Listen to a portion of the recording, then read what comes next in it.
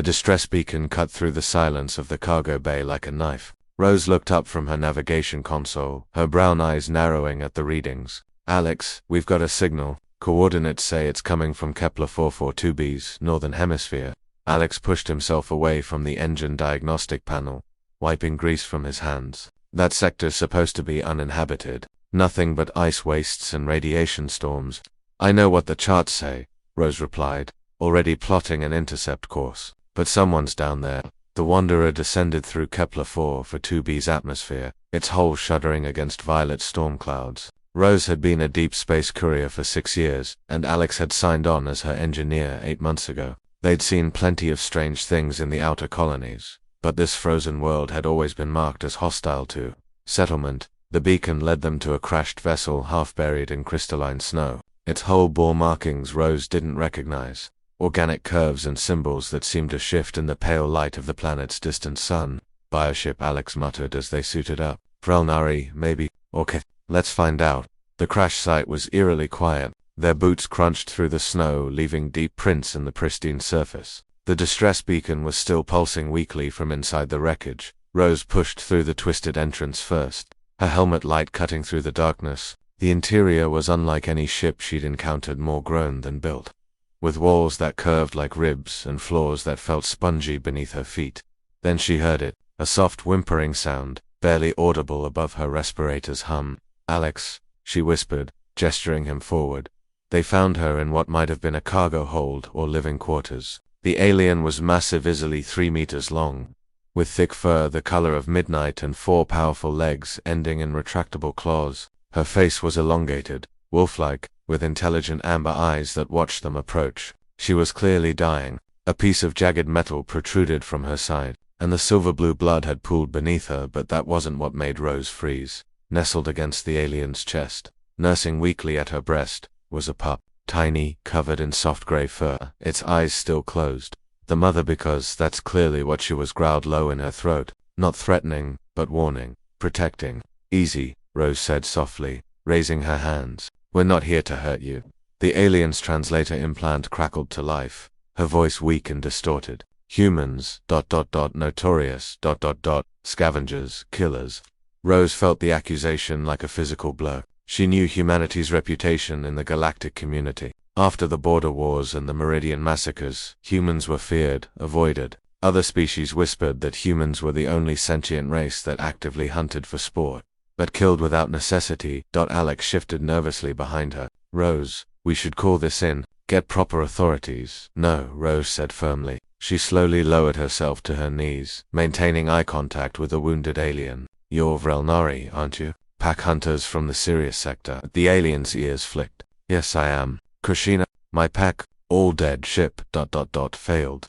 Rose looked at the nursing pup, so small and helpless. How long can you hold on? Minutes, perhaps, hour. Krishina's breath rattled. I have failed my daughter. She will die, alone.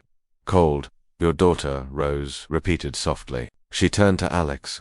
Get the medical kit. The big one, Rose. We can't now. Alex. He disappeared through the doorway. Rose turned back to Krishna, her mind racing through everything she knew about Vrelnari physiology. Their blood was silicon-based, their metabolism ran hot, and their young needed constant warmth and nutrition for the first 6 weeks of life, or they wouldn't survive. I'm going to do something, Rose said quietly. Something that might seem strange to you. Krishna's eyes dimmed. It matters, not. Do what? You will. Alex returned with the medical kit. Rose dug through it until she found what she needed: a broad-spectrum coagulant that worked on most known species, a thermal stabilizer, and pain suppressants. She worked quickly, her training as a colony medic coming back to her. The wound was bad, catastrophic, really, but the coagulant foam stopped the worst of the bleeding. The thermal stabilizer would keep Krishna's core temperature up. These will buy you time, Rose said, but you need real medical attention. A Vrelnari facility, nearest. 3 days. Krishna's voice was stronger, but still weak. My daughter cannot wait. Rose looked at the pup again. In 3 days, it would be dead. Alex, she said, making a decision that she knew would change everything. Prepare a thermal nest in the medbay. Regulation 38 degrees Celsius. Alex stared at her. You're not thinking I am. Rose carefully reached toward Krishna, moving slowly. I'm going to take care of your daughter. I'm going to keep her warm, keep her fed, keep her alive until we get to a Vrelnari station.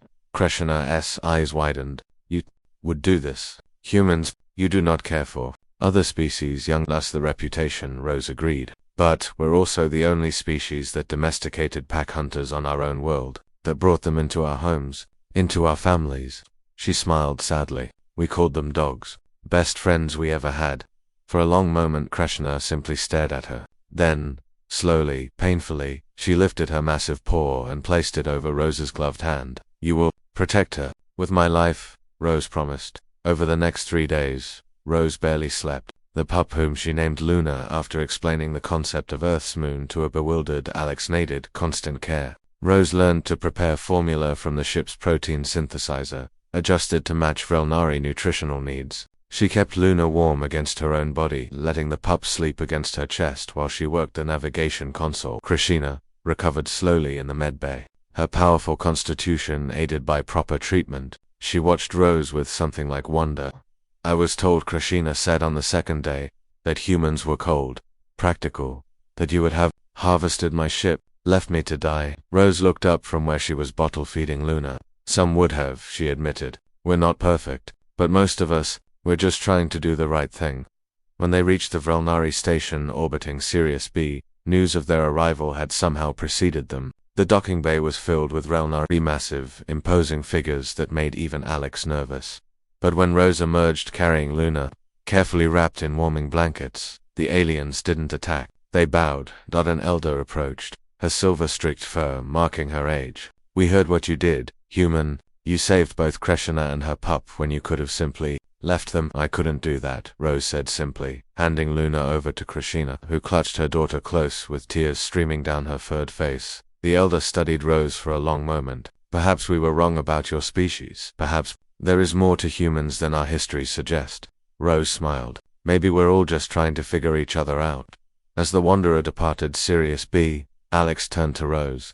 You know this changes things, right? Word will spread. Rose nodded, watching the station shrink in the view screen. Good. Let them know that humans don't just destroy. Sometimes, when it matters most, we nurture, we protect, we choose compassion, even when it's hard, especially when it's hard.